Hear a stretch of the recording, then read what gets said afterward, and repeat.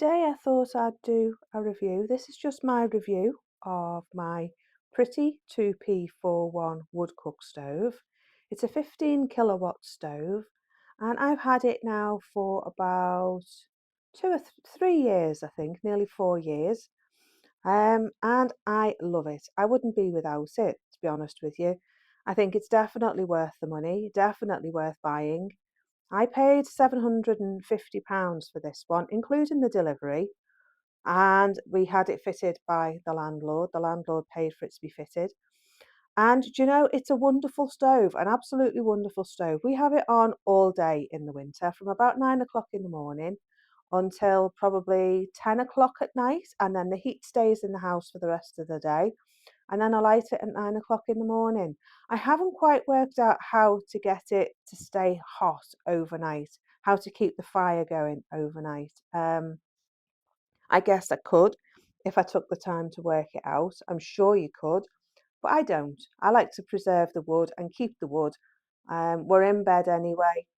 The house is a good temperature in the night, and yeah, I don't find that I need to keep it going.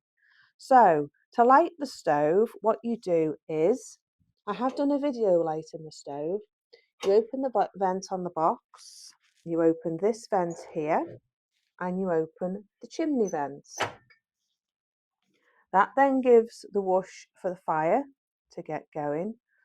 And usually once this fan starts spinning, I close this one. And that's usually about 3 minutes in to the burn. And then once I know that I've got a good draw going, I then close this one. And what that then does then is it takes it from the firebox down here, round the oven and up the flue. And what I find is that once this vent is closed, it then starts to heat the whole stove while keeping the flue warm. So you don't get a big whoosh of flames, you just get a big whoosh of heat as the flames come across here and down here. And then all this then heats up and provides a lot of hot air. So that then heats your oven up, which is here. Now I love this oven.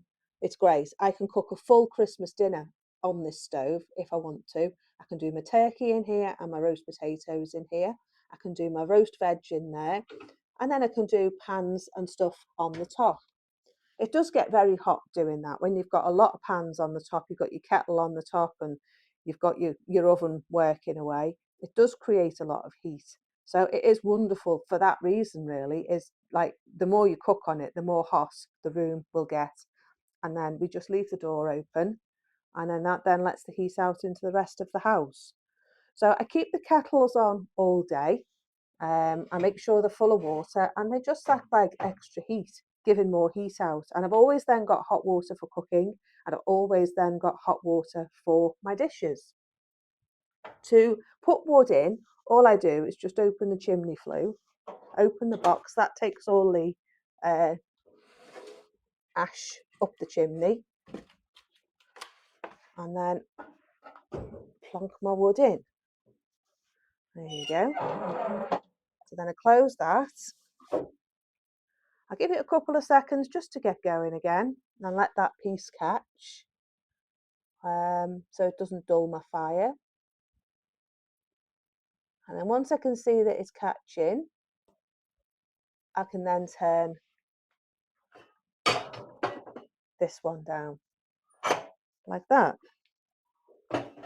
So that then, now my stove is ready, that piece then will start burning and that'll last me a couple of hours. So the other thing is I created this warming shelf on the top here out of some wood and some scrap mesh. And there's little slats here, little holes, gaps here, and the heat comes out of them and comes upwards. Now this was just a wasted space, but it just means I can dry banana skins, eggshells to keep them, to crush them up. I can keep food warm on the top here as well. I could dehydrate foods on the top there and they'll just dry out with the heat of the stove. So it's just a good use of space there. To clean it under here, I have a gap in my flue because down here you wouldn't get a chimney sweep brush through there because the baffle plate inside would just get in the way of the modern day brushes, the ones that we have in the UK. So when it was fitted, the gentleman that fitted the flue fitted this plate on, so I can put my brushes through there. I've also done a video about that, so I'll pop that in the description bar below for you to show you how I clean it. But when you're lighting it, as I say, you open that one, you open this one, and you open that one.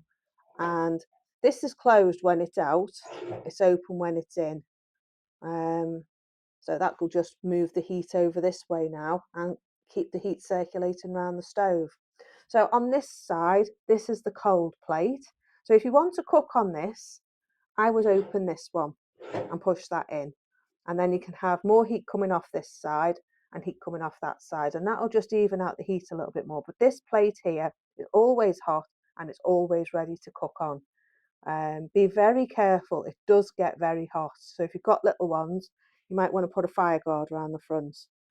But it's great because I can heat my kettles up all day. I've even got one of those old-fashioned irons.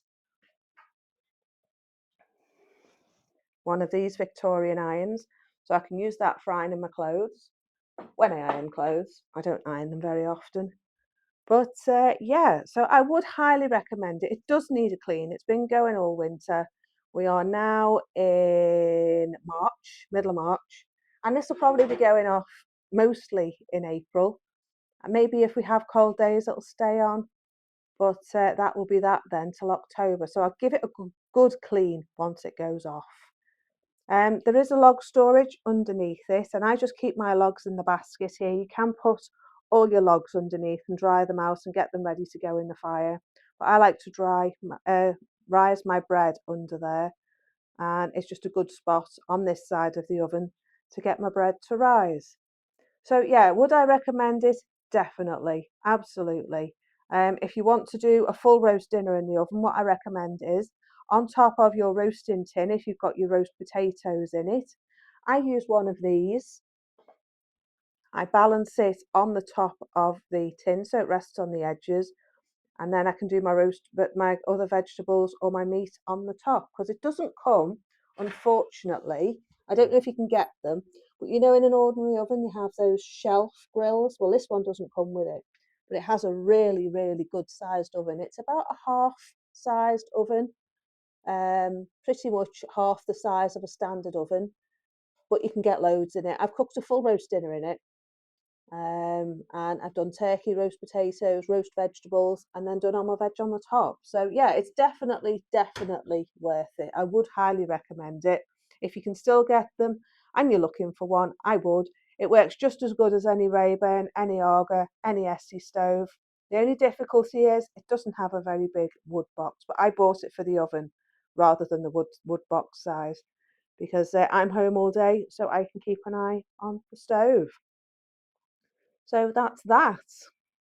If you're wanting to buy a wood stove and you're looking at the Prity stove, I would highly recommend it. It's a very good stove. I'm delighted with it. And if anything ever happens to this one, I'll replace it with another one. I would have loved to have had an Essie stove, but they were over £5,000. And with it being a rental house, I didn't want to spend that.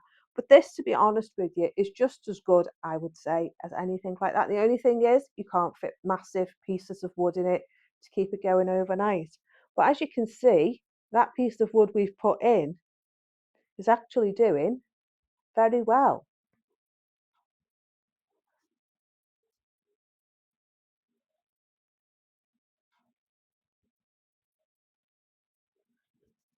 Today I am making condensed milk cake, but I'm doing a twist. I'm going to add bananas because my husband's eating bananas at the moment. I'm not eating bananas, but he is, and we've got a couple that need using. So, in keeping with my wartime theme and not wasting anything, these two are going to go in the condensed milk cake as well.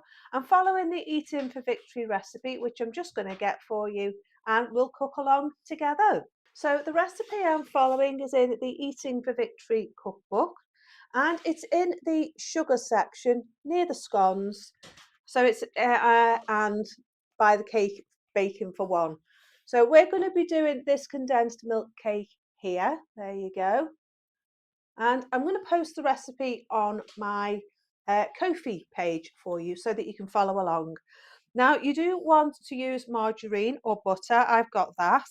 I'm going to use self-raising flour and 2 teaspoons of baking powder. It does say to use 4, but that's if you're using plain flour. But my flour's a bit hit and miss with it being a cheap flour. And I'm going to use 2 teaspoons of baking powder. You want 1 ounce of sugar, 3 ounces of sultanas, 1 tablespoon of marmalade, 3 tablespoons of condensed milk, made up to 1/4 of a pint with water, and 2 beaten eggs, fresh or dried. So that's what I'm going to make today. I'm going to pop it in my trusty metal tin, and it's going to go in my Prity wood stove, and it's going to cook for 45 minutes. Now, I've got a weaving loom to go and make outside out of some scrap wood for a girl in church for her son for his birthday. So I'm going to go outside and do that while it's cooking. So I'll just get my ingredients together and we'll make it together. Right, the recipe calls for 8 ounces of self-raising flour. I like to weigh everything out accurately, everything level. Right, 8 ounces of flour.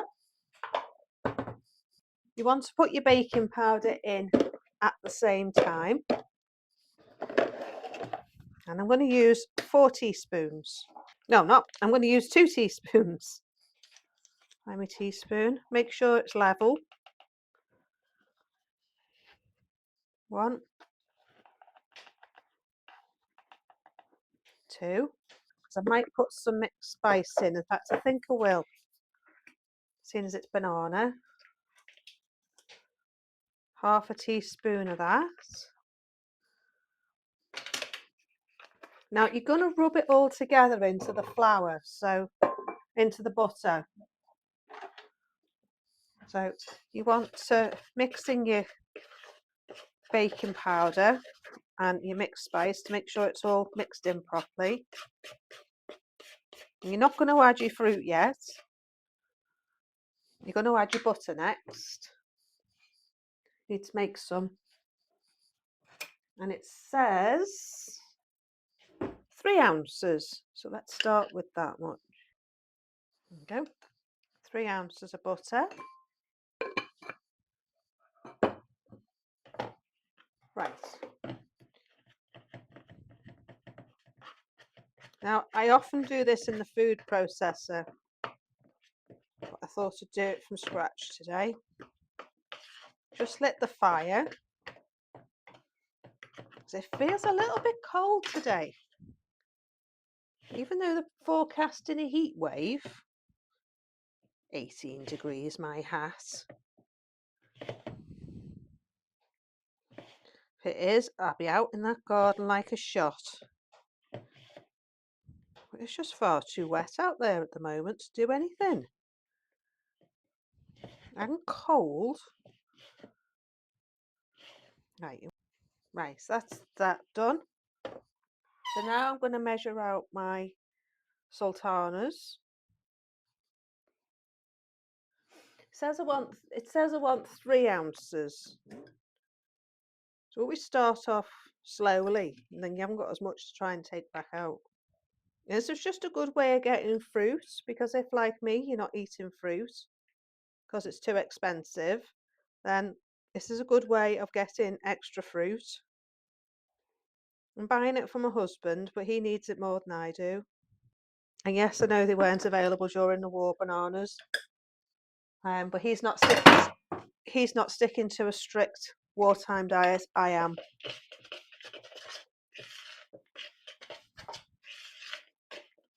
Much as I can, my allergy.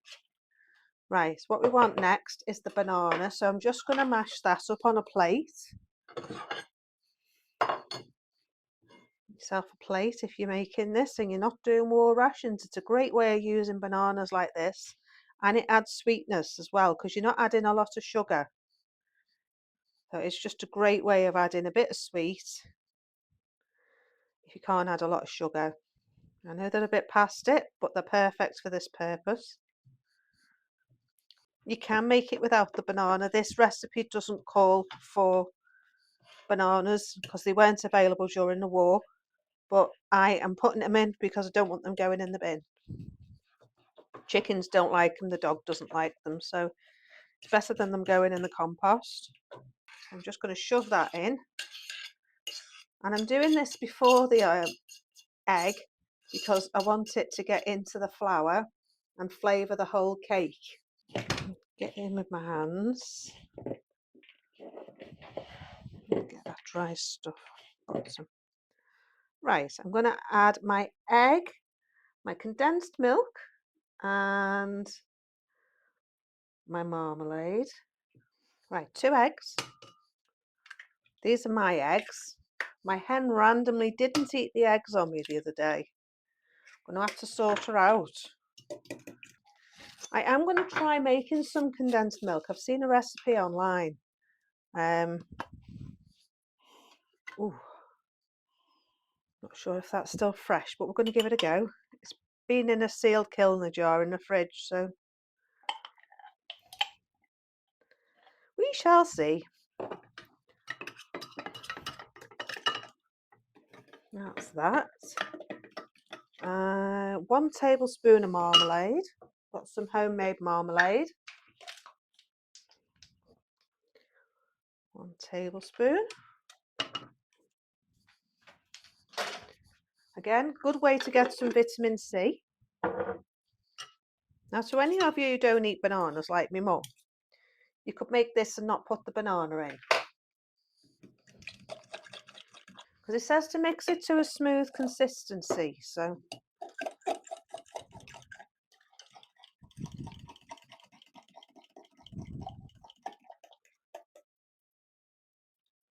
Now, condensed milk contains sugar, so I'm not going to put any more sugar in other than in the condensed milk and the dried fruit and the marmalade. But what I am going to put in a little bit of almond extract.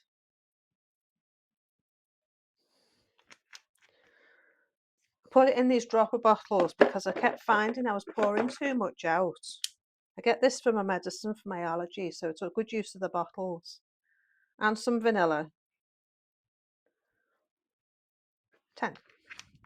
10 drops of each. It smells delicious. And then we'll mix all that in. Now, I would have added some chocolate drops, but I haven't got any. Slightly too much liquid in there, I think. It should be all right. Right, I'm going to put it in this tin. I recycle my greaseproof paper when I'm baking until it's on its last legs. Hopefully, there'll be enough to go in there.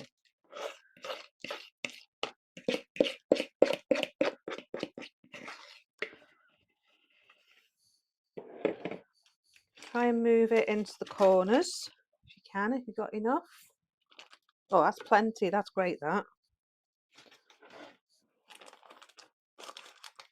So I'm going to pop that in the oven, 45 minutes, and we'll see how it turns out.